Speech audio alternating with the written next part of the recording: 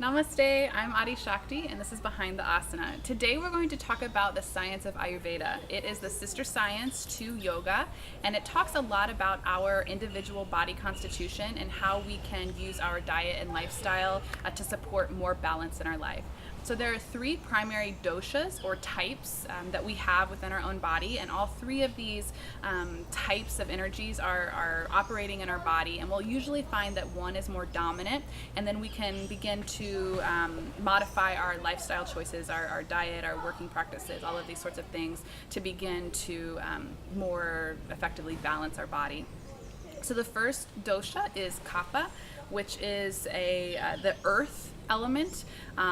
People of a kapha constitution usually have thicker curly hair, they have a thicker build, and they may have a tendency towards laziness. They don't have a ton of energy, but they're very thoughtful and mindful in their words.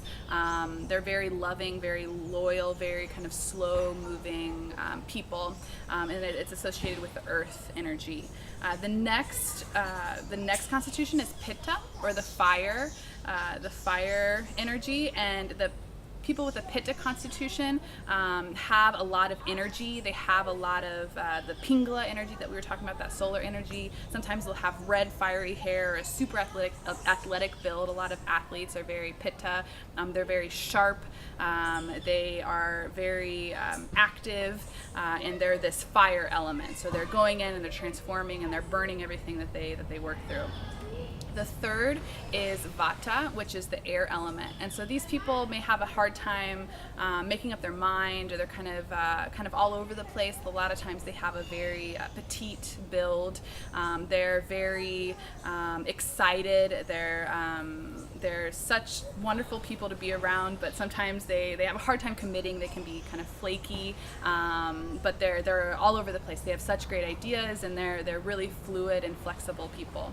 And so you have this balance of kapha, pitta, and vata, and we all have all three operating at different levels in our body, but usually we'll find that one is more dominant. I, for example, am a kapha, and with a pitta tendency as well, so I'm earth and fire. But it's so wonderful for me to have a lot of vata people, or a lot of airy friends in my life to keep me balanced, where I keep them balanced.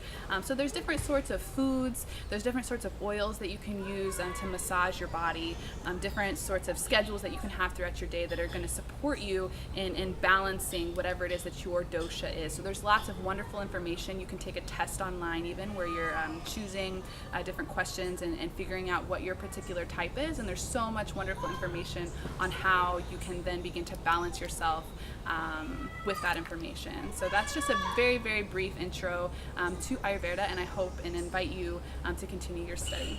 Please comment, like, and share. I'm Adi Shakti. This is Behind the Asana. Namaste.